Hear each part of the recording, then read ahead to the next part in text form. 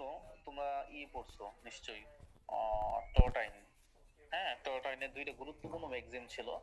একটা ছিল ড্যামনাম সাইন ইনজুরিয়া, আর একটা ছিল ইনজুরিয়া সাইন ড্যামনাম। মনে আছে? খুবই গুরুত্বপূর্ণ কিন্তু দুইটা ম্যাগাজিন ছিল। তো ওই সময় আসলে কতটুকু বুঝছো আমি জানি না, বাট যেহেতু আমাদের আবার এই বিষয়টা আসছে, তাহলে আমরা আশা করি যে এবার ক্লিয়ার হয়ে যাবে।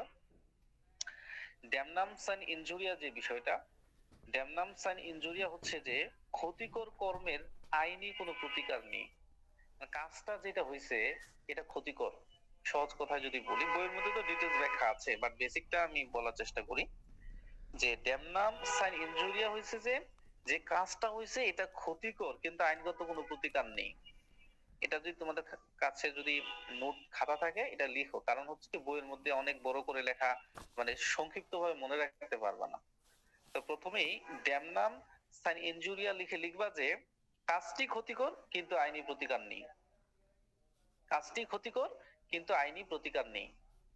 আর ইনজুরিয়া সাইন ড্যামনাম, ইনজুরিয়া সাইন ড্যামনাম যেটা, এটা হচ্ছে যে মানে কাজটা যে হচ্ছে যে এখানে প্রথম যেটা ছিল ড্যামনাম সাইন ইনজুরিয়া হচ্ছে ক্ষতিকর কর্মের আইনি কাজটা ক্ষতিকর কিন্তু আইনি প্রতিকার নেই। আর ঠিক ইনজুরিয়া সাইন ড্যামনাম যেটা, এটা হচ্ছে আইনি প্রতিকার আছে, আইনি প্রতিকার আছে কিন্তু কাজটা ক্ষতিকর না বা কারো অধিকার লঙ্ঘন করে না। আইনি প্রতিকার আছে মানে জাস্ট বিপরীত কথা আর কি। যে ড্যামনাম সান ইনজুরিয়া মানে হচ্ছে ক্ষতিকর কর্মের আইনি কোনো প্রতিকার নেই। যে ক্ষতি হতে পারে কারো, কারো ক্ষতি হতে পারে কোনো কাজের মাধ্যমে, যে সেখানে আইনগত কোনো প্রতিকার নেই। আর ইনজুরিয়া সান ড্যামনাম হচ্ছে যে আইনগত প্রতিকার আছে, যদিও কারো ক্ষতি হয়নি কিন্তু সেখানে আইনগত প্রতিকার আছে। তাহলে জাস্ট দুইটা কথা বিপরীত। তাহলে এই দুইটা ম্যাক্সিমই কিন্তু গুরুত্বপূর্ণ। বইয়ে সম্ভবত একটা দেয়া আছে, বাট আমরা দুইটাই উদাহরণ দিয়ে দেখে নিব। এখানে কিন্তু একটা বিখ্যাত মামলাও আছে। এখানে কি আছে? একটা বিখ্যাত মামলাও আছে। মামলাটার নাম হচ্ছে, মনে থাকার কথা তোমাদের, SB versus white. SB versus white একটা মামলা আছে। এরপরে আরেকটা মামলা আছে যে গ্রামার স্কুল। হ্যাঁ, তো ওটা খুব বিখ্যাত, তো এগুলো মনে আছে যে গ্রামার স্কুল। যাই হোক, তো আমরা এইগুলো একটু দেখি যে ক্ষতিকর কর্মের আইনি প্রতিকার নেই বা ড্যামনাম সান ইনজুরিয়া বলতে আসলে কি বোঝায়। ড্যামনাম সান ইনজুরিয়া হচ্ছে, তার প্রথমেই বলছি যে ক্ষতিকর কিন্তু আইনগত কোনো প্রতিকার নেই। যেমন গ্রামার স্কুলের যে কেসটা, ওইটা দিয়ে বলি তাহলে তোমাদের জন্য সুবিধা হবে। গ্রামার স্কুল, ধরো আমি একটা স্কুল তৈরি করছি, তাই তো? আমি একটা স্কুল তৈরি করছি। তো স্কুল তৈরি করার পরে খুব ভালোই চলছে। পরবর্তীতে আরেকজন মনে করো যে সেখানে আরেকটা স্কুল তৈরি করলো, মানে তার পাশে আরেকটা স্কুল তৈরি করলো। ঠিক আছে? তাহলে গ্রামার স্কুলের কেসটা কিন্তু এই বিষয়টা নিয়েই যে ড্যামনামস এন্ড ইনজুরিয়া, মানে কাজটা ক্ষতিকরই হয়েছে, আমার জন্য ক্ষতিকর হয়েছে, কিন্তু এখানে আইন আমাকে কোনো প্রতিকার দিবে না। তো গ্রামার স্কুল যে কেসটা, ওই কেসে বলছে যে এই গ্রামার স্কুল ছিল, তার সাথে মনে করো আরেকটা স্কুল তৈরি করলো। তাই প্রথমে স্কুলটা খুব ভালোই চলছিল, তো আরেকজন দেখলো যে আরে ভালোই তো চলছে, তখন সেও কি করলো, এখানে আরেকটা স্কুল দিল। তাহলে স্বাভাবিকভাবে এই যে ব্যবসা, এটা কিন্তু মানুষ তো শিক্ষা নিয়ে ব্যবসা করে, এটাই স্বাভাবিক। তাহলে প্রথম যে স্কুলটা যেভাবে চলছিল, যে ইনকাম হয়েছিল, পরবর্তীতে যখন আরেকটা স্কুল তৈরি করলো এখানে, তাহলে দুইটা হয়ে গেল। এতে করে প্রথম স্কুলের যে মালিক বা কর্তৃপক্ষ, তাদের কি আগের মতো ইনকাম হবে? না ভাই। আগের মতো হবে? কারণ প্রথম তো একটা ছিল, প্রথম একটা ছিল, তো তো খুবই ভালো বিজনেস করছে। এখন মনে করো তোমার পটুয়াখালীতে তোমাদের বিজ্ঞান প্রযুক্তি আছে, এটার পাশে যদি আরেকটা বিশ্ববিদ্যালয় দেয়, মানে যদি একটা পাশে আরেকটা বিশ্ববিদ্যালয় দেয়, এদের দুইটার ভ্যালু কি? মানে তোমাদের এই বিশ্ববিদ্যালয়ে এখন যেটা ভ্যালু আছে, তখন কিন্তু এই ভ্যালু থাকবে না। এটাই স্বাভাবিক। তখন ওইটা সেম কাহিনী হয়েছে, যে সে ব্যক্তির তো বিশাল ক্ষতি হয়ে গেছে, ওইটা তো বিজনেস, তো ক্ষতি হয়েছে, কিন্তু সে কি যে থানাতে মামলা করতে পারবে না। বা আইনগত কোনো প্রতিকার পাবে? যে আমার তো আগে 5 লাখ টাকা মাসে ইনকাম হইতো, এখন সেই স্কুলটা দেওয়াতে আমার এখন 1 লাখ টাকা ইনকাম হয়, আমার বিশাল ক্ষতি হয়ে যাচ্ছে, স্কুলটা এখান থেকে উচ্ছেদ করা হোক, করার সুযোগ আছে? না ভাই। মানে এটা তো কমন সেন্সই বলে, তাই না? মামলা তো বড় হিসাব, কমন সেন্স। হুম। আমি একটা ব্যবসা দিচ্ছি, খুবই ভালো চলছে, তুমিও আইসা এখানে ব্যবসা দিতে, তাহলে তোমাকে তো ব্যবসা উচ্ছেদ করার কোনো সুযোগ নেই। তাহলে এখানে কিন্তু ক্ষতি হয়েছে, কিন্তু আইনগত কোনো প্রতিকার নেই। এটার নাম হচ্ছে ডেমনাম সাইন ইনজুরিয়া। আর এটাকে উল্টাইলে আরেকটা হয় ইনজুরিয়া সাইন ডেমনাম, যেটা সেটা হচ্ছে কি, যে ক্ষতি হয়নি তবে সেখানে আইনগত প্রতিকার আছে। কি আছে? আইনগত প্রতিকার আছে। ক্ষতি হয়নি তবে আইনগত প্রতিকার আছে। যেমন এসবি ভার্সেস হোয়াইট, এই মামলাতে বলা হলো, তোমাদের ঘটনাগুলো মনে থাকার কথা যেহেতু এটি বিখ্যাত মামলা। ধরো আমি এক দলের সাপোর্টার। আমি কি এক দলের সাপোর্টার। ধরো যে দল, ওই দলের প্রতীক হচ্ছে, মনে করো যে কি বলো, তোর কাঁঠাল, কাঁঠাল মার্কায় আমি ভোট দিতে গেলাম। কাঁঠাল মার্কায় আমি ভোট দিতে গেলাম। তো যার পরে যে রিটার্নিং অফিসার ছিল, দেখবা যে যাদের কেসটা একটু মনে আছে, আমি কিন্তু সেটারই টোটাল হুবহু বলছি। তো আমি একজন কাঁঠাল মার্কার সমর্থক, আমি কাঁঠাল মার্কায় ভোট দিতে গেলাম। রিটার্নিং কর্মকর্তা যিনি আছেন, তিনি আমাকে ভোট দানে বাধা দিল। তিনি আমাকে কি করলো? ভোট দানে বাধা দিল, আমাকে ভোট দিতে দিল না। তবে আমি যে প্রার্থীকে কাঁঠাল মার্কায় ভোট দিতাম, দিন শেষে সেই প্রার্থী জয়লাভ করছে। দিন শেষে সেই প্রার্থীটাই জয়লাভ করছে। তাহলে আলটিমেটলি এখানে কোন ক্ষতি কি হয়েছে? না। ভাই আমি কি ভোটটা না দেয়া, বোঝাচ্ছে? এতক্ষণ পরে এসে বললে হবে ভাই কি বোঝাচ্ছেন? ভাই একটু কাজে ছিলাম আর কি, আচ্ছা, এখনো ইটস পাইনি। ওকে, ইটস ওকে, বুঝতে পারছি। আমরা 151 151 পৃষ্ঠাতে, তোমাদের বইয়ের 151 পৃষ্ঠাতে ড্যামনামস এন্ড ইনজুরিয়াম, যে বিষয়গুলো তোমরা টটেও পড়ছিল না সেটা, আর ইনজুরিয়াস এন্ড ড্যামনাম, এই দুইটা বিষয় উদাহরণ বা কেস আসছিল, দুইটা বিখ্যাত, একটা গ্রামার স্কুল কেস আর এটা হলো এসভি ভার্সেস হোয়াইট কেস। তো ওই দুইটা কেসের আলোকে আমরা এই দুইটাকে ব্যাখ্যা করছি আর কি। তাহলে ড্যামনামস এন্ড ইনজুরি মানে হচ্ছে তোমার মানে ক্ষতি হবে কিন্তু তুমি আইনি কোনো প্রতিকার পাবা না, এটা হচ্ছে ড্যামনামস এন্ড ইনজুরিয়া। আর ইনজুরিয়াস এন্ড ড্যামনাম হচ্ছে যে তোমার ক্ষতি হবে না কিন্তু তুমি আইনগত প্রতিকার তুমি পাবা। এবং এইটার কথাটা এসবি ভার্সেস হোয়াইট মামলাতে বলা আছে, সেটাই আমি ব্যাখ্যা করছি। তাহলে আমি কাঁঠাল মার্কাতে ভোট দিতে গেলাম, আমাকে রিটার্নিং অফিসার বাধা দিল। কি করলো? রিটার্নিং অফিসার বাধা দিল, কিন্তু আলটিমেটলি আমার যে প্রার্থীকে আমি ভোট দিতাম সেই প্রার্থী জয়লাভ করছে। তাহলে আমার ভোটটা না দেওয়াতে কি কোনো ক্ষতি হয়েছে? না ভাই। ক্ষতি হয়নি, কিন্তু আমার অধিকার কি লঙ্ঘিত হয়নি? তাহলে আমি কি তার বিরুদ্ধে আইনি প্রতিকার পাবো না, যে আমার প্রার্থী জয় হয়েছে এই জন্য রিটার্নিং অফিসার কোনো শাস্তি পাবে না, রিটার্নিং অফিসারের বিরুদ্ধে কোনো অ্যাকশন নেওয়া যাবে না? এই বিষয়টা কি এরকম? না, না ভাই, অ্যাকশন নেওয়া যাবে। অ্যাকশন নেওয়া যাবে। যদিও আমার এখানে ক্ষতি হয়নি কিন্তু আমার আইনগত অধিকার লঙ্ঘিত হয়েছে, সো আমি এখানে প্রতিকার পাবো।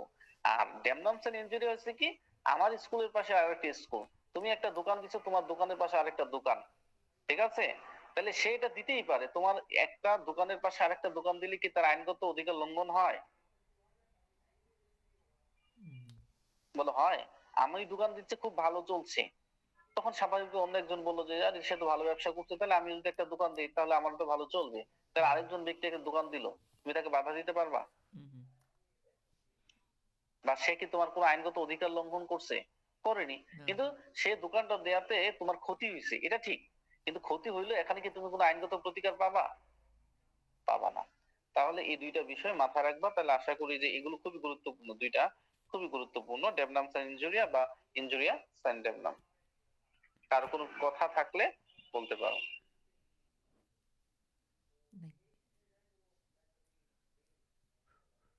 আচ্ছা,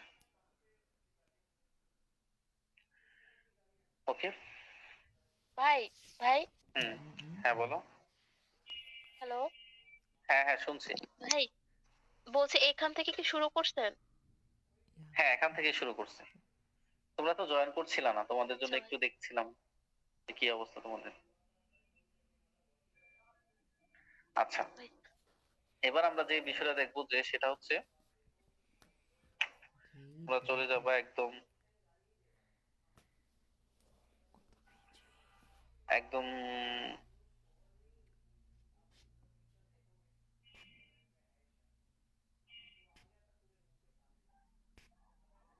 157 পৃষ্ঠা, হ্যাঁ 100, আচ্ছা সরি 156 পৃষ্ঠা 7-26, 156 পৃষ্ঠাতে দেখো, সেখানে একটা বিষয় বলা আছে যে পেইচুর পেসিনাস কুই জুডিশিয়াম ফুগিত, মানে ল্যাটিন টার্ম ম্যাক্সিমটা, এটার বাংলা অর্থ হয় যে পলাতক আসামি কি করে প্রকান্তরে নিজেকে অপরাধের সাথে সম্পৃক্ত করে, মানে সে পলাতক। এই পলাতক থাকার মানে কি বোঝায়? আর ইংরেজিতে বলা হচ্ছে যে হি হু ফ্লিজ জাজমেন্ট কনফেস হিজ গিল্ট, অর্থাৎ কোন মামলায় আসামির পলাতক থাকলে এই প্রপার্টি তাকে সাজা দিতে এগিয়ে আসে। মানে এখানে সবসময় আইনের ধারায় দিয়ে বিচার হয় না, সবসময় আইনের ধারা দিয়ে বিচার হয় না। কিছু কিছু ক্ষেত্রে যখন ধারার সাথে সাথে কি হয়, কিছু নীতি আছে, কি আছে, কিছু নীতি আছে, কিছু প্রিন্সিপাল আছে, এগুলো কিন্তু ব্যবহার হয়। যেমন যখন একজন আসামি পলাতক থাকে, তবে তোমাকে ডাকাইলো যে আপনার বিরুদ্ধে এই অভিযোগ আছে, আপনি আইসা আপনার আত্মপক্ষ সমর্থন করেন বা আপনার কিছু বলার থাকলে বলেন। এখন তুমি যখন আসলা না, এটা বাদ দাও, স্বাভাবিকভাবে মনে করো, ধরো সম্পার নামে একটা কথা উঠলো যে সম্পা মনে করো হচ্ছে ডট ডট ডট কিছু একটা করে। এখন সোহান মনে করো আমাকে কথাটা বলছে, ভাই সম্পা তো এই কাজ করছে। স্বাভাবিক সম্পাকে আমি জানতে চাইলাম যে বিষয়টা আসলে কি, তোমার বিরুদ্ধে এই কথাগুলো বলছে, তো তোমাকে, সে কিছুই বললো না, বরং সে কি করলো, ক্লাস থেকে চলে গেল। এই কথা, এই যে তার যে কাজটা, মানে সে কিন্তু কিছুই বলেনি, কিন্তু সোহান আমাকে যখন এই কথাগুলো বলছে, আমি সম্পর্কে জিজ্ঞেস করলাম তোমার নামে তো এই বিষয়গুলো, এখন তুমি কি বলো। এখন সে আমাকে কিছুই বলে না বলে বরং সে ক্লাস থেকে পালিয়ে গেল, ক্লাস থেকে লেফট নিল। এই কথার মানে কি বলতো? এই সে যে কাজটা করলো, এটার মানে কি? এটার মানে কি অনুমান করা যায় না? মানে অনুমান করা যায় না সে কাজটা করছে? অনুমান করা যেতে পারে কিন্তু। জি ভাই। হ্যাঁ, সে করতেও পারে নাও করতে পারে, সেটা ভিন্ন বিষয়। But আমি কিন্তু চাইলে অনুমান করতে পারি, অনুমান করার মতো যথেষ্ট কারণ। কারণ তখন আমি বলতাম, ভাববো এটা যে আমার নামে কেউ একটা খারাপ কিছু বলছে, আমি যদি কাজটা নাই করে থাকি, আমি বলবো যে ভাই বল, কে বলছে এটা, সেটা বলো। সে তো কিছুই বলেনি, সে যেহেতু ক্লাস থেকে লেফট নিল, তার মানে সেই প্রশ্ন মুখোমুখি হতে যাচ্ছে না, তার মানে আমি কিন্তু অনুমান করে নিতেই পারি। এবং বিচারক সাজা দেওয়ার ক্ষেত্রে কিন্তু এই অনুমানটা অনেক বেশি কাজে আসে। তো এখানে এটাই বলছে যে কোন একজন অপরাধী, তাকে কি করে প্রথমে তাকে একটা সমন দেয় যে তুমি আসো, তোমার বিরুদ্ধে এই অভিযোগ আসছে, তুমি কিছু বলো। এখন সে যদি কিছু না বলে, সে যদি কিছু না বলে পালিয়ে যায়, তাহলে কি ধরে নেওয়া হয় না যে সে অপরাধটার সাথে জড়িত? মানে ধরা যায় কি না? সব ক্ষেত্রেই যে জড়িত হবে বিষয়টা এরকম না, বাট বিচারক যদি ধরে নেয় সে এই অপরাধটার সাথে জড়িত না, যদি জড়িত হয় তাহলে সে কেন পালাবে? এটা কি খুব বেশি অবান্তর হবে? না, না ভাই। হ্যাঁ, তো এই কথাটাই কিন্তু বলছে যে ফেটুর ফেসিনাস কুই জুডিশিয়াম ফুগিত, অর্থাৎ পলাতক আসামি প্রকান্তরে নিজেকে অপরাধের সাথে সম্পৃক্ত করে, অর্থাৎ হি হু ফ্রি জাজমেন্ট কনফেসেস হিজ গিল্ট। কোন মামলায় আসামি পলাতক থাকলে এই প্রবাদটি তাকে সাজা দিতে এগিয়ে আসে। সে যদি পলাতক থাকে তাহলে এই প্রবাদ বাক্যটা কিন্তু তাকে সাজা দেওয়ার জন্য তত্পরে সামনে চলে আসে, কথা বুঝছো? এবং ধরে নেওয়া হয় কোন ব্যক্তি অপরাধ না করলেও যদি তার বিরুদ্ধে মামলা করা হয়, কোন ব্যক্তি অপরাধ না করলেও, সে অপরাধ করেনি, সে কি করেনি, অপরাধ করেনি কিন্তু তার বিরুদ্ধে মামলা করছে, তাহলে সে বিচারের সম্মুখীন হয়ে আত্মপক্ষ সমর্থন করবে। মানে স্বাভাবিকভাবে আমি অপরাধটা করিনি, একটু আগে যে উদাহরণ দিলাম, আমি এটা করিনি, আমি এই কাজটা করিনি, কিন্তু আমার বিরুদ্ধে কেউ অভিযোগ তুলতেই পারে, কেউ মামলা করতেই পারে, তাহলে আমার কাজকে আত্মপক্ষ সমর্থন করা। কিন্তু মামলা হওয়ার পরে যদি ওই ব্যক্তি পালিয়ে বেড়ায়, তাহলে পারিপার্শ্বিক অবস্থাটা এটাই প্রমাণ করে, তার পালিয়ে যাওয়াটা এটাই প্রমাণ করে যে প্রকৃতপক্ষে উক্ত ব্যক্তি কথিত অপরাধের সাথে জড়িত, এটাই প্রমাণ করে। তবে এই অনুমান অখণ্ডনীয় অনুমান নয়, এটা কি খণ্ডনযোগ্য? খণ্ডনযোগ্য না। অনেক সময় মানুষ ভয়ে পালায়, অথবা অন্য কোনো কারণ থাকতেও পারে, মানে এটা শতভাগ সত্য না যে সে পালাই গেছে তার মানে সে অপরাধটা করছে, তবে এটা অনুমান করা যেতে পারে। এই হচ্ছে এই ডক্ট্রিনের মূল কথা, ঠিক আছে? যে কোনো একজন আসামি যদি পালিয়ে যায়, তাহলে ধরে নিতে হবে, ধরে নেওয়া যায়, অনুমান করা যায়, বিচারক অনুমান করতে পারে যে সেই অপরাধের সাথে সম্পৃক্ত। তবে এটা শতভাগ সত্য না, এটা খণ্ডনযোগ্য নাও হতে পারে। আচ্ছা, এবার যে বিষয়গুলো আছে সেটা হচ্ছে যে আমরা যেটা দেখবো যে 7-30 অর্থাৎ 157 পৃষ্ঠাতে হুম হুম যে এটা খুবই কমন, এটা আমরা এমনিতেই জানি, খুবই কমন যে ইগনোরেন্সিয়া ফেসিড এক্সোসেস, ইগনোরেন্সিয়া জুরিস নন এক্সোসেস, অর্থাৎ ঘটনা সম্পর্কে অজ্ঞতা অব্যাহতির কারণ হলেও আইনের অজ্ঞতা অব্যাহতির কারণ হতে পারে না। আমরা এটা খুব সবাই জানি যে ignorance of fact excuse, ignorance of the law does not excuse. মানে আমি এই ঘটনাটা জানি না, ভালো করে বুঝে, এটা কিন্তু গুরুত্বপূর্ণ। হ্যাঁ, অনেক এটা 5 স্টার দিতে পারো যে আমি ঘটনা জানি না, হতেই পারে তুমি ঘটনা নাই তো জানতে পারো, যে ঘটনা জানি না সেটা অজুহাত হতে পারে। অর্থাৎ ইগনোরেন্স অফ ফ্যাক্ট এক্সকিউজ, অর্থাৎ তোমার ঘটনার সম্পর্কে যে তোমার অজ্ঞতা এটা অজুহাত হিসেবে তুমি দাঁড় করাইতেই পারো। কিন্তু ইগনোরেন্স অফ দ্য ল, আইন আমি জানি না, ডাজ নট এক্সকিউজ, সেটা কখনোই অজুহাত হতে পারে না। এবং ধরে নেওয়া হয়, ধরে নেওয়া হয় যে একজন ব্যক্তি, ধরে নেওয়া হয় যে একজন ব্যক্তি বাংলাদেশের একজন নাগরিক, বাংলাদেশে প্রচলিত যে আইনগুলো আছে সকল আইনগুলো সম্পর্কে সে জানে, সকল আইনগুলো সম্পর্কে সে কি করে, অবগত আছে। সকল আইনগুলো সম্পর্কে সে জানে, এটা ধরে নেওয়া হয়। এটা কি করা হয়, ধরে নেওয়া হয়। ধরে নেওয়া হয়। মানে তুমি যদি বলো যে এই যে অপরাধটা করলে, যে খুন খুন করলে যে মৃত্যুদণ্ড, এটা তো আমি জানতাম না। হুম একটা মেয়েকে জাস্ট রাস্তাতে দাঁড়া আমি একটা শীষ দিছি, হুম হুম আমি একটা মেয়েকে রাস্তাতে দাঁড়া একটা শীষ দিছি, এই শীষ দিলে যে পেনাল কোডের 509 1 বছরের সাজা হয় প্রিজিং এর, এটা তো আমি জানতাম না, জানলে তো শীষটা দিতাম না। হুম ঠিক আছে। হুম তারপরে কোনো ব্যক্তির পথে আমি বাধা দিছি, এই যে বাধা দিলেই যে এটা রংপুল রেস্ট্রিন্ট হয়ে যায়, পেনাল কোডের 339-এর সাজা হয়, সেটা তো আমি জানতাম না। মানে তুমি এটা বলার কোনো সুযোগ নেই। আদৌ তুমি সত্যিকার অর্থে আমরা যারা আছি, আমরা যারা আইনে পড়াশোনা করি, আমরাই তো যেগুলো একাডেমিকে পড়াই, পাশাপাশি বিজেএস এ পড়াই, এইগুলো সম্পর্কে জানি। কিন্তু বাংলাদেশে প্রায় 1,500-2,000 আইন আছে। ঠিক আছে, তো আমরা কয়টা জানি? আমরা শুধুমাত্র যেগুলো বিজেএস সিলেবাস বা একাডেমিকে যেগুলো পড়ে এগুলোই তো জানি, তাই না? তো এই যে স্বাভাবিকভাবেই যে এটাই স্বাভাবিক যে আমরাই যদি না জানি তাহলে যারা সাধারণ জনগণ তারা কি জানে, জানে না। কিন্তু ধরে নেওয়া হয় যে তারা জানে, সবাই জানে। বাংলাদেশের যে বিধিবদ্ধ আইনগুলো সবাই জানে, আইন জানি না এটা কি করা যাবে না, নট এক্সকিউজেবল। কিন্তু তুমি একটা ঘটনা নাই জানতে পারো। হুম এখন প্রশ্ন হচ্ছে যে এই ঘটনাটা যদি হয়, এই যে এই যে ম্যাক্সিমটা, এই ম্যাক্সিমটা যদি না হয়, ম্যাক্সিমটা যদি প্রতিফল না হয়, তাহলে অনেক ঝামেলা হবে না? ধরো তুমি একটা অপরাধ করলে, করার পর বললাম আমি তো জানতাম না এটা করলে যে এটা শাস্তি, তাহলে তো অপরাধ আরো বাড়বে। এজন্যই এই প্রিন্সিপালটার অবতারণা হয় যে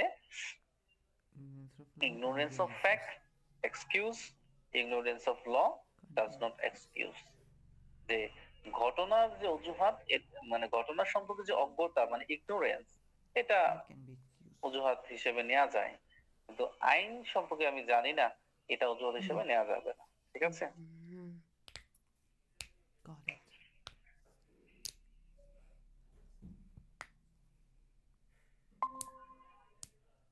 ওকে, এই ডক্টর নিয়ে কোনো কথা আছে? না ভাই। আচ্ছা,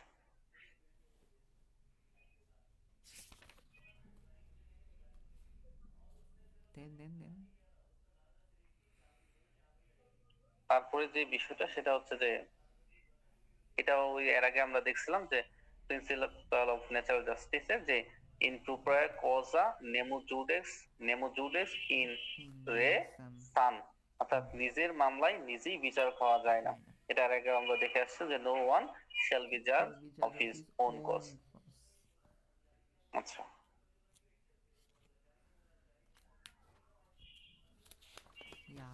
আমরা আগে দেখেছি এটা। আচ্ছা, তারপরে যে বিষয়টা দেখবা সেটা হচ্ছে ওই যে 7-39, সেটা আমরা জানি লেক্স ডিলিশনস সেম্পার এক্সোরেট, অর্থাৎ আইন সর্বদা বিলম্বকে ঘৃণা সহকারে পরিহার করে। এটা জাস্ট গুরুত্বপূর্ণ তেমন একটা, বাট এটা আমরা সবাই জানি যে আইন সর্বদা কি করে, বিলম্বকে ঘৃণা সহকারে পরিকর। এই বিলম্ব এড়ানোর জন্যই তো তামাদি আইনের অবতারণা, তাই না? হুম হুম।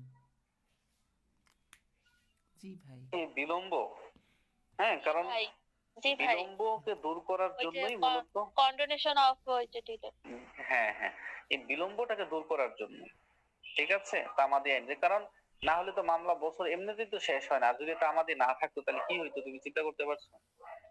মানে তামাদি থাকার পরেও মামলা ঠিক মতো শেষ হচ্ছে না, জোর। আর তামাদি যদি না থাকতো তাহলে বুঝতে হয়। আর আইনে যেমন আমাদের 28 ধারাতে একটা বিষয় ছিল না যে 12 বছর ধরে কেউ যদি শান্তিপূর্ণ ভাবে কারো সম্পত্তি দখল করে, তাহলে যে প্রকৃত মালিক তার মালিকানা বিলুপ্ত হয়, আর যে এটা দখলে ছিল তার মালিকানা সৃষ্টি হয়। এরকম একটা বিধান আছে না, হুম অ্যাডভার্স পজেশন। হুম হুম হুম। অ্যাডভার্স পজেশন, জবরদখলের যে ব্যাপারটা, তাহলে এগুলো কেন আসলো? এগুলো কোন প্রিন্সিপালের নীতিতে আসলো? এগুলো এই নীতিতে যে আইন সবসময় মানে বিশ্বাস করে যে মানুষ তার অধিকার সম্পর্কে সচেতন হবে। এখন তুমি যদি মনে করো যে তোমার অধিকার সম্পর্কে সচেতন না হলেই তো তুমি মামলা করে করবা, ধরো তোমার অধিকার লঙ্ঘিত হয়েছে তো তুমি মামলা করো। হুম এখন তোমার অধিকার লঙ্ঘিত হয়েছে আজকে, মামলা করো 6 বছর পরে। তাহলে আদালত, আইন এটা সব সময় এটাকে ঘৃণা করে। হুম। হ্যাঁ, আইন সব সময় এই বিলম্বটাকে ঘৃণা করে, ঘৃণা ভরে প্রত্যাখ্যান করে, পরিহার করে। যাই হোক, এগুলো খুব কমন বিষয়। আর এই 7-40 যেটা, এটাও খুব গুরুত্বপূর্ণ একটা বিষয়, বাট 7-39 নর্মাল একটা ব্যাপার। 7-40 যে বিষয়টা বলা আছে যে লিজেস পোস্টারিয়ার্স প্রায়রস কনফারেন্স অ্যাব্রুগেন্ট, অর্থাৎ একই বিষয়ে যদি পরবর্তীতে প্রণীত আইন পূর্ববর্তী আইনকে রহিত করে, একই বিষয়ে, একই বিষয়, একই সাবজেক্ট ম্যাটার, একই বিষয়ে পরবর্তীতে যে আইনটা তৈরি হবে, মানে পরে যে আইনটা তৈরি হবে, তাহলে পূর্ববর্তী আইনটাকে রহিত করবে। ধরো একই বিষয়, একই বিষয়ের উপর দুইটা আইন, একই বিষয়ের উপরে দুইটা আইন, তাহলে একই বিষয়ের উপর যে দুইটা আইন হয়, তাহলে কোনটা থাকবে আর কোনটা থাকবে না, স্বাভাবিকভাবে হুম। তাই পরবর্তীতে বহাল থাকবে। যেটা পরবর্তীতে তৈরি করা হয়েছে সেটা বহাল থাকবে, যেটা পরবর্তীতে তৈরি হয়েছে সেটা বহাল থাকবে।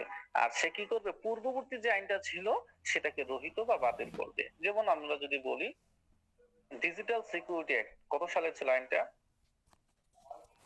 বহুল আলোচিত আইন, কত সালের? 18 সালের ভাই। 2018 সালের।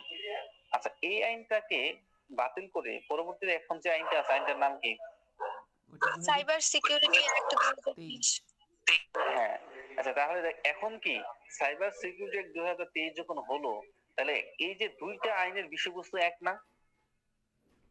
ডিজিটাল সিকিউরিটি অ্যাক্ট, দুইটা বিষয়বস্তু এক। তার বিষয়বস্তু এক হওয়ার কারণে পরবর্তীতে যখন একটা আইন হলো, তাহলে অটোমেটিক্যালি তার পূর্বের আইনটা বাতিল হয়ে গেল না? জি ভাই। হ্যাঁ, এই এই ম্যাক্সিমে এই কথাটা এখানে বলছে যে একই বিষয়ে পরবর্তীতে প্রণীত আইনটা পূর্ববর্তী যে আইনকে রহিত করবে। অর্থাৎ later laws repeal earlier laws inconsistent therewith. অর্থাৎ আইন ব্যাখ্যার ক্ষেত্রে এটি প্রতিষ্ঠিত নীতি যে একই বিষয়ে একই সঙ্গে দুইটি আইন চালু থাকতে পারে না। এটা আমরা কমন ব্যাপার যে একই বিষয়ে একই সঙ্গে দুইটি আইন চালু থাকতে পারে না। ধরো সম্পত্তি নিয়ে একটা আইন আছে, একটা খতিয়ান নিয়ে মনে করো একটা আইন আছে, এই খতিয়ান নিয়ে একটা আইন থাকা অবস্থা আবার তুমি আরেকটা আইন তৈরি করলা না, একই বিষয়ে দুইটা আইন চলতে পারে না। অবশ্যই একটা বাদ যাবে। কোনটা বাদ যাবে? যেটা পূর্বেরটা বাদ যাবে। এবং আইন দুটির কোনো বিধান সাংঘর্ষিক হলে পরের আইনটি বহাল থাকবে এবং পূর্ববর্তী আইনটি বাতিল বলে গণ্য করা হবে। দেখা গেল কি পরবর্তী আইন তৈরি করা হলো, আইন তৈরি করার পরে দেখা যাচ্ছে কোনো একটা বিষয় সাংঘর্ষিক হলো, তাহলে স্বাভাবিকভাবে পূর্বের যে আইনটা আছে সেটাই হচ্ছে যে বাতিল হবে বা সেটার বিধান প্রাধান্য পাবে না। অর্থাৎ এই ম্যাক্সিমের মূল কথা, একই বিষয়ে একই সঙ্গে দুটি মামলা চলবে না চলবে না। এবং পূর্ববর্তী মামলার বিধানের মাধ্যমে, এই পরবর্তী মামলার বিধানের মাধ্যমে পূর্ববর্তী মামলার বিধান বাতিল করা যায়। তারপরে 160 নম্বর পৃষ্ঠাতে যে বিষয়টা বলা আছে যে দখলকারী। এটা খুব গুরুত্বপূর্ণ একটা বিষয় যে ম্যালিউর ইস্ট কন্ডিশিও পসিডেন্টিস উবি নিউচার জাস্ট হ্যাভিট, অর্থাৎ দুই ব্যক্তির, হ্যাঁ, নিউটন জাস্ট হ্যাবিট, অর্থাৎ দুই ব্যক্তির কারো কোনো অধিকার না থাকলে দখলকারীর অবস্থা অপেক্ষাকৃত ভালো। এটা তোমরা যখন জুরিসপ্রুডেন্স পড়ছো, জুরিসপ্রুডেন্সে একটা টপিক ছিল পজেশন, হ্যাঁ, ওনারশিপ এন্ড পজেশন ছিল না? Ownership and possession. Possession ছিল। তো সেখানে একটা ল্যাটিন টার্ম ছিল রেসনোলিয়াস, হয়তো মনে নেই তোমাদের, রেসনোলিয়াস। তো রেসনোলিয়াস মানে কি, যে একটা সম্পত্তিতে মনে করো যে কোনো কারোরই অধিকার নাই। ধরো আমি একটা সম্পত্তি পাইলাম, আমি রাস্তা থেকে মনে করো যে একটা কিছু পাইলাম, একটা মোবাইল পাইলাম। তো রাস্তা থেকে যে মোবাইলটা পাইলাম, এই মোবাইলটা পাওয়ার পরে আমি চেষ্টা করলাম যে এটার প্রকৃত মালিক কারা, তাদেরকে খুঁজে বের করার জন্য চেষ্টা করলাম, এবং আমি আমার সাধ্যমতো যে যে পদ্ধতি অবলম্বন করা দরকার সকল পদ্ধতি অবলম্বন করে চেষ্টা করলাম কিভাবে এই মোবাইলের প্রকৃত মালিককে খুঁজে পাওয়া যায়। কিন্তু আনফরচুনেটলি আমি সেটা পারিনি। তো একাধিক ব্যক্তি বলতেছে যে এটা আমি মালিক, এটা আমি মালিক বলতেছে, কিন্তু প্রকৃত মালিক আসলে কে সেটা আইডেন্টিফাই করা সম্ভব হচ্ছে না। এ বলছে যে আমার, ও বলছে আমার, এরকম কিছু। তখন মানে প্রকৃত মালিক যখন আইডেন্টিফাই করা যাবে না, তাহলে এখানে তো এটা প্রকৃত মালিক নাই, তাই তো? চেষ্টা করা হয়েছে কিন্তু প্রকৃত মালিককে খুঁজে পাওয়া যাচ্ছে না। তখন যে যে সম্পত্তিটা পাইছে, যে সম্পত্তিটা পাইছে তার দখলটা অপেক্ষাকৃত স্ট্রং, তার দখলটা কি হবে অপেক্ষাকৃত স্ট্রং, এবং সেই কিন্তু এই সম্পত্তিটা ভোগ দখল করতে পারবে, কারণ সে চেষ্টা করছে, করার পরে যখন পারে না, তখন কিন্তু সেই সম্পত্তিটা সে ব্যবহার করতে পারবে, সমস্যা নেই, ভোগ করতে পারবে। এটা হচ্ছে রেসনোলিয়াসের মূল কথা। তো এটার সাথে এটা মিল আছে, যেমন বলছে দুই ব্যক্তির কারো কোনো অধিকার না থাকলে দখলকারীর অবস্থা। এখানে যে দুই ব্যক্তির মধ্যে মামলা হয়েছে, দুই ব্যক্তির মধ্যে মামলা হয়েছে, কিন্তু মামলা দেখা গেল যে দুই ব্যক্তির কারোরই কোনো অধিকার নাই এই সম্পত্তিতে, দুই ব্যক্তির কারোরই কোনো অধিকার নাই। তাহলে এই দুইজনের মধ্যে তাহলে অপেক্ষাকৃত ভালো অবস্থানে কে আছে? Obviously একটা সম্পত্তি নিয়ে বিরোধ হয়েছে, যে দখলকারী। হ্যাঁ, একটা সম্পত্তি নিয়ে বিরোধ হয়েছে। এখন আদালতে এটা সাক্ষ্য প্রমাণ সবকিছু শেষে আদালত দেখলো যে দুই বাদী এবং বিবাদী কারোরই এখানে আসলে আহ যে অধিকার, কারোরই অধিকার নেই আসলে সম্পত্তিটা, মনে করে সম্পত্তির অন্য একজনের, সাপোজ। সেক্ষেত্রে এই দুইজনের মধ্যে অপেক্ষাকৃত ভালো অবস্থানে কে আছে? বলছে যে সম্পত্তিটা দখলে আছে সে ভালো অবস্থানে আছে। একটু আমরা এটা একটু পড়ি। বলছে যে একটি সম্পত্তি বিচারকরা যখন মামলা করে, বিচারকরা যখন মামলা পরিচালনা করে, তারা কিন্তু শুধুমাত্র ওই যে আইনের ধারা দেখে বিচার করে না, বিভিন্ন নজির আছে, বিভিন্ন এই যে প্রিন্সিপাল গুলো আমরা পড়ছি, প্রিন্সিপাল গুলো আছে, সকল কিছু বিবেচনা করে কিন্তু। আচ্ছা, বলছে যে একটি সম্পত্তি নিয়ে দুপক্ষের মধ্যে বিরোধের ক্ষেত্রে দেখা গেল ওই সম্পত্তিতে কারো কোনো সত্ত্ব নেই। অনুরূপ ক্ষেত্রে ওই সম্পত্তিতে যিনি দখলকার, যাদের কাছে বই আছে বইয়ে নজর দিতে পারো তাহলে। অনুরূপ ক্ষেত্রে ওই সম্পত্তিতে যিনি দখলকার তিনি তুলনামূলকভাবে ভালো অবস্থানে আছেন বলে ধরে নিতে হবে যখন দেখা যাবে যে বিরোধকৃত সম্পত্তিতে কারোরই সত্ত্ব নাই। এবং সেটার একটা নিয়ম আছে, কেন? বলছে possession follows the title, possession follows the title. তোমাদের মনে আছে তোমরা সেটে একটা এবং নেটে পড়ার সময় একটা বিষয় পড়ছিলাম না, যে মৎস্য মানে জেলে, হ্যাঁ, জেলে কাকে অনুসরণ করে? মৎস্যকে অনুসরণ করে। মৎস্য কাকে অনুসরণ করে? নদীকে অনুসরণ করে, পানিকে অনুসরণ করে, এরকম একটা বিষয় ছিল। তো এখানে যে বিষয়টা যে পজিশন ফলো, যার পজিশন আছে ধরে নেওয়া হবে যে তার টাইটেল থাকার সম্ভাবনা বেশি, অর্থাৎ position follows the law, follows the title, title মানে সত্য। আবার এখানে একটা ম্যাক্সিম আছে যে ঋণ সবসময় যে ঋণ গ্রহীতা তাকে অনুসরণ করে, এরকম কথাবার্তা আছে। অর্থাৎ পজিশন যেটা, পজিশন ফলোজ দ্য টাইটেল, অর্থাৎ সেই ব্যক্তি যেহেতু পজিশন আছে তাহলে ধরে নেওয়া যায় তার টাইটেল থাকারও সম্ভাবনা আছে, এরকম কিছু আর কি। অর্থাৎ এখানে ধরে নিয়েছে যে যেহেতু কারোরই সত্য নাই, আদালত দেখলো, আপাত দৃষ্টিতে আদালতের কাছে মনে হলো যে এই বিরোধকৃত সম্পত্তিতে কারোরই সত্য নাই, তখন আদালত ধরে নিবে যে দখলে আছে তারই থাকার সম্ভাবনা বেশি, কারণ এটা পরবর্তীতে যাচাই বাছাই হবে সেটা পরের বিষয়। আচ্ছা, কোন ব্যক্তি নিরবিচ্ছিন্ন ও শান্তিপূর্ণ ভাবে অন্যের সম্পত্তি, একটু আগে বলছিলাম এই কথাটা, অন্যের সম্পত্তি 12 বছর বা তার ঊর্ধ্বকাল যাবৎ ভোগ দখলে রাখলে ওই সম্পত্তিতে তার মালিকানা সত্ত্ব অর্জিত হয়। এটা আমাদের আইনের কত ধারা? আমাদের আইনের কত ধারা? 9 ধারা। একটু আগেই কিন্তু বলছি আমি। আমাদের আইনের 28 ধারা। 28 ধারা। আমাদের আইনের কত ধারা? 28 28 ধারা, অ্যাডভার্স পজিশন বা জবরদখল। আচ্ছা, একইভাবে সরকারি সম্পত্তির ক্ষেত্রে এই মেয়াদ 60 বছর। যদি সেটা সরকারি সম্পত্তি হয় তাহলে সেক্ষেত্রে হবে কয় বছর? 60 বছর। আর ব্যক্তি সম্পত্তি হলে 12 বছর। এই সময় যদি কেউ সম্পত্তি নিরবিচ্ছিন্ন শান্তিপূর্ণ ভাবে ভোগ দখল করে তাহলে পরবর্তীতে এই সম্পত্তিতে তার টাইটেল তৈরি হবে, মালিকানা তৈরি হবে। আচ্ছা, এবার আসো 7-এর যে 42 নাম্বার, যেটা যে এটা তো আমরা পারি, এটা নিয়ে আসলে কথা বলার কিছুই নেই। নেমো ডিভেট বিস পনেরি প্রো ওনো ডেলিসিটি, অর্থাৎ একই অপরাধের জন্য কাউকে দুইবার দণ্ডিত করা যাবে না। একই অপরাধের জন্য, এটা কিন্তু খুবই গুরুত্বপূর্ণ, এটা আগে থেকে আমরা জানি। এটাকে কি বলা হয় বলতো? কি বলা হয় মানে? একই অপরাধের জন্য কাউকে দুবার দণ্ডিত করা যায় না। এটা ফৌজদারি মামলার ক্ষেত্রে কি বলা হয় আর দেওয়ানির ক্ষেত্রে কি বলা হয়? I don't know. ভাই ডাবল জিওপার্ডি। এক্স্যাক্টলি, এটা হচ্ছে ডাবল জিওপার্ডি। এটা হচ্ছে ডাবল জিওপার্ডি। এবং এইটাই সংবিধানের কোথায় আছে? 35-এর 2 আছে। 35-এর 2 হ্যাঁ। সিআরপিসি 403-এর 1 আছে, সাক্ষ্য আইনের 40 ধারা, এসআর অ্যাক্টের 29 ধারা, স্পেশাল পাওয়ারস অ্যাক্টের 31 ধারা, সিপিসির 11 ধারা, জেনারেল কোজেস অ্যাক্টের 26 ধারা। এই আইনগুলোতে, তারপর ক্রিমিনাল ল এন্ড অ্যামেন্ডমেন্ট অ্যাক্টের 1958 ওই আইনের হচ্ছে 8 ধারা। এই জায়গাগুলোতে এই একই কথা বলছে। যেমন রেস জুডিকাটা দেওয়ানির ক্ষেত্রে প্রযোজ্য হবে আর কি, আর বাকি সকল ক্ষেত্রে ডাবল জিওপার্ডি।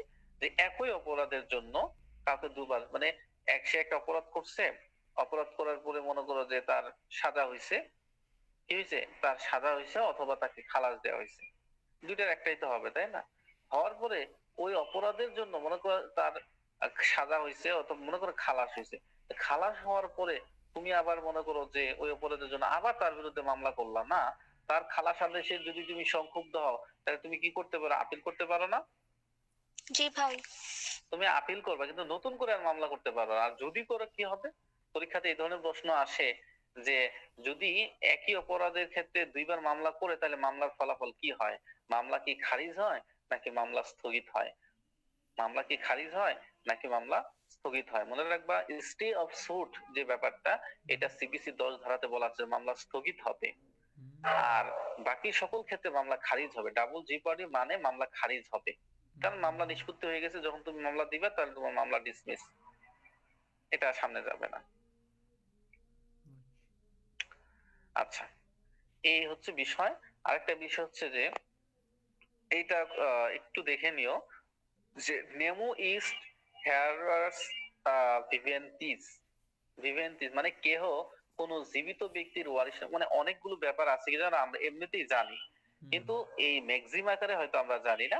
শুধু তোমরা ম্যাক্সিমটা একটু চোখে চোখ রাখবা আর কি, পরীক্ষাতে একটু চোখে চোখ রাখবা যেন এটা আসলে পরে, যেমন তোমার যদি একাডেমিক পরীক্ষাতে আসে বলেই দিবে, কারণ এটার যে লেটিন যে শব্দগুলো তুমি মনে রাখাটা খুবই কষ্টকর হয়ে যাবে, তো ওগুলো বলেই দেওয়া থাকবে, বাট তুমি এখানে দেখতে হবে যে এটা মানে এটা। নেমো ইজ, তারপরে হচ্ছে হেয়ার্স ভিভেন্টি, অর্থাৎ কেউ কোনো জীবিত ব্যক্তি ওয়ারিশ না, এটা তো আমরা জানি, কারণ উত্তরাধিকারের নিয়ম কি? উত্তরাধিকারের নিয়ম হচ্ছে তুমি যদি কারো কাছ থেকে, হ্যাঁ, ডিকেস্ট হওয়া লাগবে। হ্যাঁ, তুমি যখন প্রপোজিটরের কাছে সম্পত্তি পাবা তাহলে ওই ব্যক্তিটাকে মারা যাইতে হবে। কি যাইতে হবে? মারা যাইতে হবে। মারা না গেলে কিন্তু কারো কাছ থেকে ওয়ারিশ সূত্রে সম্পত্তি পাওয়া যাবে না, এবং তুমি কিন্তু তার ওয়ারিশও দাবি করতে পারবে না। এটা কমন বিষয় আমরা জানি, তবে এটা কিন্তু গুরুত্বপূর্ণ। আচ্ছা, এরপরে যে বিষয়টা আছে সেটা হচ্ছে যে মৃত্যু পথযাত্রী ব্যক্তি মিথ্যা কথা বলতে পারে না বলেই ধরে নিতে হবে। এখানে তোমরা লিখে রাখতে পারো ডাইং ডিক্লারেশন। ডাইং ডিক্লারেশন এই শব্দটা লিখে সাক্ষ্য আইন বা ইংরেজিতে লিখলে দ্য এভিডেন্স অ্যাক্ট 1872 সেকশন 32, এটা একটু বইয়ের মধ্যেই লিখতে পারো আর ডাইং ডিক্লারেশন মানে এই যে 44 নাম্বার ইংরেজিটা তুমি ডাইং ডিক্লারেশন লিখবা আর কি। এটার ল্যাটিন টার্মটা হচ্ছে, ল্যাটিন ম্যাক্সিম হচ্ছে নেমো মরিটুরাস, তারপর হচ্ছে পেসিমিটোর ম্যান্টার। এটা হচ্ছে তার ল্যাটিন ম্যাক্সিম। এটার ইংরেজিটা তুমি লিখতে পারো ডাইং ডিক্লারেশন। আর এই ডাইং ডিক্লারেশন বা এই ম্যাক্সিমের প্রতিফলন হয়েছে সাক্ষ্য আইন 1872 32 ধারায়। আচ্ছা, এটা বলতে আসলে কি বোঝায়? এটা বলতে আসলে কি বোঝায় মানে এই বইয়ে তো মানে অত ভালো করে নাই, জাস্ট আমি বলি সাক্ষ্য আইনের রেফারেন্স দিয়ে। সেটা হচ্ছে যে সাক্ষ্য আইনে 32 ধারাতে বলছে 4 ধরনের ব্যক্তি, এটাও তোমরা বইয়ের মধ্যে ছোট্ট করে লেখো, 4 ধরনের ব্যক্তি 8টি ক্ষেত্রে ডাইং ডিক্লারেশন দিতে পারে। কষ্ট না হলে লিখতে পারে, কষ্ট হলে থাকো। কষ্ট হবে?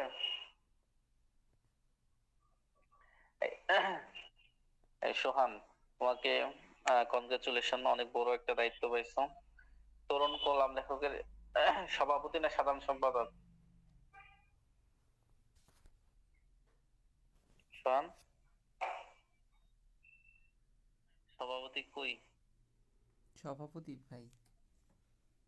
হ্যাঁ, সভাপতি তো ক্লাসে জয়েন করে সভাপতি এরকম হলে হবে? সভাপতি মনে হয় খাইতে গেছে। সভাপতি খাইতে গেছে, হ্যাঁ? আচ্ছা, তো যে বিষয়টা বললাম সেটা হচ্ছে যে ডাইং ডিক্লারেশন, এটা একটু লিখো যে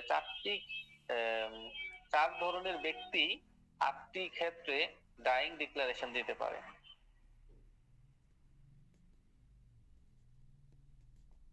লিখছো? জি ভাই। স্বর্ণা, শম্পা, লিখছো? একবার একটু বলেন। বলছি ডাইং ডিক্লারেশন এই শব্দটা লিখছো কিনা 44-এ? জি 7-এর ভাই। 44।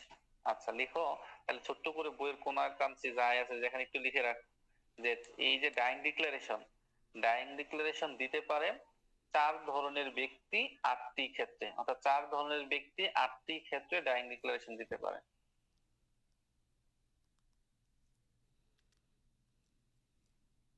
আচ্ছা, যদি লেখা হয় তাহলে আমরা 4 ধরনের ব্যক্তি যে তারা কারা, যেমন কোন একজন ব্যক্তি মনে করো যে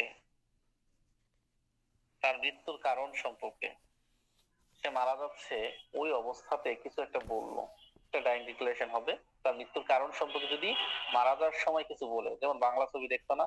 আর তোমরা তো মনে হয় বাংলা ছবি তেমন একটা দেখোনি, আমরা দেখতাম বৃহস্পতি শুক্রবারে। তো যখন মনে করো যে নায়ক মারা যাচ্ছে, মারা যাওয়ার সময় বলে, অথবা অন্য কেউ যখন মারা যায়, হ্যাঁ, মারা যাওয়ার সময় বলে কিছু একটা বলে যায় যে আমাকে ওই মারছে, আমাকে ওর লোক আমাকে মারছে, আমাকে ওরা বাঁচতে দিল না, ঠিক আছে, আমাকে ওরা বাঁচতে দিল না। তখন নায়কের বাবা অথবা নায়কের মা যখন মারা, তখন নায়ক সাহেব বলে যে কে মারছে বলো, প্রতিশোধ নিবে। কি নিবে? প্রতিশোধ নিবে। হ্যাঁ, তখন বলে যে এরকম এই তাহলে এই যে মৃত্যুর সময়, মৃত্যুর কারণ সম্পর্কে যখন কিছু বলবে তখন সেটা ডাইং ডিক্লারেশন হিসেবে গণ্য করা হয়। আরেকটা হচ্ছে যে ধরো কোনো একজন ব্যক্তি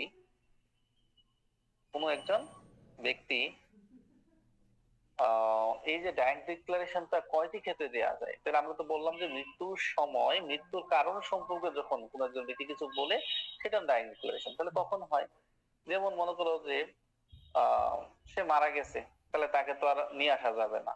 আবার কোন একজন ব্যক্তি সে বিদেশে আছে অথবা অন্য কোথাও আছে, যেখানে থেকে তাকে এখানে আদালতে হাজির করা এটা কষ্টসাধ্য, সময় সাপেক্ষ, এবং সেক্ষেত্রে তাহলে এই তার যে বক্তব্য সেটাকে ডাইং ডিক্লারেশন হিসেবে ধরে নিয়ে যাবে। তো কোন একজন ব্যক্তিকে বড় করে কেউ আটক করে রাখছে, কোন একজন ব্যক্তি কেউ আটক করে রাখছে, তাহলে সেক্ষেত্রে তো সেই ব্যক্তিটা কি করতে পারবে না, এসে সাক্ষ্য দিতে পারবে না। তখন তার আগের কোনো বক্তব্য যদি থাকে, এই ক্ষেত্রে ডাইং ডিক্লারেশনটা প্রযোজ্য হবে। ধরো কোনো একজন ব্যক্তি সে তো মারা গেছে, তাই না? যদি মানে কোনো একজন ব্যক্তি বলছে যে আমাকে অমুকে মারছে, তাহলে শুধুমাত্র সেই কথার উপর ভিত্তি করে কিন্তু তাকে সাজা দেওয়া যাবে না। কিন্তু যাবে কখন? কারণ সাক্ষ্য আইনের ভাষাতে হেয়ারসে এভিডেন্স কখনো গ্রহণযোগ্য না। হেয়ারসে এভিডেন্স কখনো গ্রহণযোগ্য হয় না, কিন্তু এই ক্ষেত্রে কিন্তু গ্রহণযোগ্য। যদি পরীক্ষাতে তোমরা যখন সাক্ষ্য আইন পড়বা যে যে হেয়ারসে এভিডেন্সের ভিত্তিতে কি কাউকে সাজা দেওয়া যায়, তার উত্তর হচ্ছে সাধারণত যায় না, তবে ব্যতিক্রম হচ্ছে 32 ধারা। হুম ব্যতিক্রম হচ্ছে 32 ধারা। এখানে হেয়ারসে এভিডেন্সের ভিত্তিতে সাজা দেওয়া যাবে। যেমন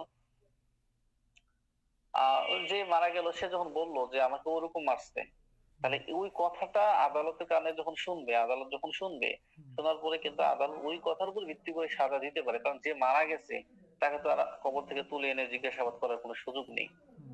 হ্যাঁ, তো এই যে কিছু গ্রাউন্ড আছে যে ক্ষেত্রে হেয়ারস এভিডেন্স, যেমন একজন ব্যক্তি সে এমন জায়গায় আছে তাকে আসলে আদালতে হাজির করা ব্যয়সাপেক্ষ, সময় সাপেক্ষ, তাকে কেউ আটক করে রাখছে। কিছু গ্রাউন্ড আছে যে ক্ষেত্রে হেয়ারস এভিডেন্স গ্রহণযোগ্য হয়, সাধারণত হেয়ারস এভিডেন্স কিন্তু গ্রহণযোগ্য হয় না। আচ্ছা, এখানে দুইটা শব্দ আছে, তোমরা ডাইং ডিক্লারেশন তো লিখছো। ডাইং ডিক্লারেশন মানে হচ্ছে, এবং ডাইং ডিক্লারেশন চার ধরনের ব্যক্তি 8টি ক্ষেত্রে ডাইং ডিক্লারেশন দেয়, সেটা তো লিখছো। আর আরেকটা বিষয় হচ্ছে যে ডাইং ডিক্লারেশন মানে হচ্ছে যে কোনো ব্যক্তি যখন মৃত্যুর কারণ সম্পর্কে সেটা ডাইং ডিক্লারেশন। কিন্তু যদি সে মারা না যায়, তখন অনেক সময় হয় না যে সে মারা যাবে এই মর্মে কিছু বলছিল, তাহলে সে যখন মারা যাবে সেটা ডাইং ডিক্লারেশন হবে, তারই কথাটা। তো সে তো সবসময় কি মারা যায়? এরকম হয় না যে বেঁচে যায়।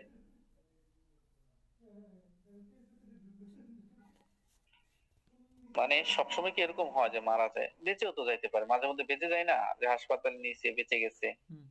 তো যদি বেঁচে যায় তখন তার এই বক্তব্যটাকে আদালত ডাইং ডিক্লারেশন হিসেবে গণ্য করবে? উত্তর হচ্ছে না। তখন তার বক্তব্যের নাম হয়ে যাবে ডাইং ডিপোজিশন। কি বলা হবে? Dying deposition. ডাইং যদি ডিপোজিশন। সে মৃত্যুর কারণ সম্পর্কে কিছু বলে গেছে এবং বলে যাওয়ার পরে সে সত্যি সত্যি মারা গেছে, তাহলে তার এই বক্তব্যটা ডাইং ডিক্লারেশন। আর সে মৃত্যুর কারণ সম্পর্কে কিছু বলছে, বলার পরে সে আর মারা যায়নি, সে বেঁচে গেছে, সে মানে বলতে চাইছিল আর কি যে আমাকে ওই মারছে, আমি মরে যাচ্ছি এরকম কিছু, কিন্তু আল্লাহ তাকে বাঁচাইছে আর কি। তখন তার এই বক্তব্যটাকে আদালত ডাইং ডিক্লারেশন হিসেবে গ্রহণ করবে না, কারণ তাকে তো আদালত চাইলে পরবর্তীতে আদালতে ডাকতে পারে, তাই না? অথবা আদালত নিজে কমিশন পাঠাইতে পারে। তো সেক্ষেত্রে তার বক্তব্য ডাইং ডিক্লারেশন হবে না, তখন তার বক্তব্যটাকে বলা হবে ডাইং ডিপোজিশন। Dyeing deposition.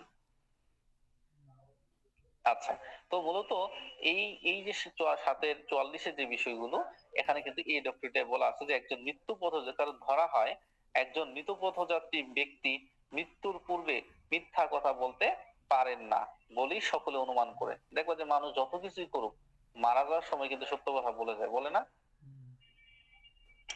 এবং এই যে সত্য কথা বলে, এটা দার্শনিক এবং ধার্মিক ভিত্তিও রয়েছে। মৃত্যুর সময় মানুষ খুব অসহায় বোধ করে। হ্যাঁ, সে অনেক বড় ক্ষমা পাওয়ার পর মারা যাওয়ার সময় সে কিন্তু অসহায় বোধ করে, তখন পার্থিব কোনো চিন্তা করার অবকাশ তার থাকে না এবং মৃত্যু যন্ত্রণায় সে ছটফট করতে থাকে। ধরে নেওয়া হয় ওই সময় ওই ব্যক্তি তার মৃত্যুর কারণ সম্পর্কে যে বিবৃতি দিবে সেটা সঠিক। এবং 1872 সালে সাক্ষ্য আইনের 32 ধারার বিধান অনুসারে মৃত ব্যক্তির মৃত্যুকালে তার মৃত্যুর কারণ সম্পর্কে যে বিবৃতি দেয় উহা প্রাসঙ্গিক সাক্ষ্য হিসেবে বিবেচিত হবে। এটা কিন্তু প্রাসঙ্গিক সাক্ষ্য হবে। এবং যে ক্ষেত্রে মৃত্যুর কারণ সম্পর্কে প্রশ্ন উঠে, সেক্ষেত্রে উক্ত ব্যক্তি নিজের মৃত্যুর কারণ সম্পর্কে উক্ত অথবা ঘটনার কোনো অবস্থার ফলে তার মৃত্যু ঘটেছে তৎসংশ্লিষ্ট কোনো পরিস্থিতি সম্পর্কে যদি কোনো বিবৃতি দিয়ে থাকেন, তবে অনুরূপ বিবৃতি দেওয়ার সময় বিবৃতি দানকারী ব্যক্তির মৃত্যু আশঙ্কা থাকুক বা না থাকুক এবং সংশ্লিষ্ট মামলার মৃত্যুর কারণ সম্পর্কে যে প্রশ্ন উঠে, তার প্রকৃতি যাই হোক না কেন, উক্ত বিবৃতি সাক্ষ্য আইনের 32 ধারা অনুসারে প্রাসঙ্গিক বলে গণ্য করা হবে। অর্থাৎ ডাইং ডিক্লারেশন বা মৃত্যুর কারণ সম্পর্কে ধরে নেওয়া হয় যে একটা মানুষ যখন মারা যায় ওই সময় সে সবচাইতে অসহায় একজন মানুষ থাকে, তাহলে সে মিথ্যা কথা বলে না, সেটা ধার্মিক এবং দার্শনিক ভিত্তি আছে। সেই জায়গা থেকে তার এই বক্তব্যটাকে প্রাসঙ্গিক হিসেবে গণ্য করা হয়। হ্যাঁ, যদিও এটা শোনা কথা, সে তো মারাই গেছে, তাহলে সে নিশ্চয়ই আরেকজনের মাধ্যমে আদালতের কাছে শুনছে। কিন্তু কথা হচ্ছে কি, অন্য কোনো ক্ষেত্রে কিন্তু হেয়ারস এভিডেন্স, শ্রুত সাক্ষ্য যেটাকে বলা হয়, শোনা সাক্ষ্য গ্রহণযোগ্য হয় না।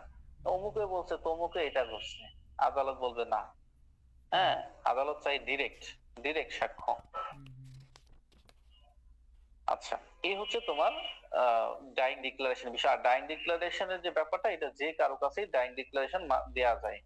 ডাইং ডিক্লারেশন যে কারো কাছেই দিতে পারে। সে মারা যাওয়ার সময় সেখানে একজন ডাক্তারের কাছে বলে যেতে পারে, পুলিশের কাছেও বলতে পারে, যে কারো কাছেই ডাইং ডিক্লারেশন দেওয়া যায় আর কি। ঠিক আছে। তারপরে আরেকটা বিষয় আছে যে নেমো ট্যানিটুর স্পি সেভ সাম হচ্ছে একুসার, অর্থাৎ ল্যাটিন ম্যাগাজিনটা হচ্ছে কোনো ব্যক্তি নিজের দোষ স্বীকার করতে বাধ্য না। এটা আমরা কোথায় পড়ছি সংবিধানে মনে আছে? নেমো ট্যানিটুর সেভ সাম একুসার, মানে এইটা যে একটা এটার ইংরেজিটা আমি তাহলে বলি, তাহলে মনে আসবে। এটার ইংরেজিটা হচ্ছে সেলফ ইনক্রিমিনেশন। এটা কোথায় পড়ছি?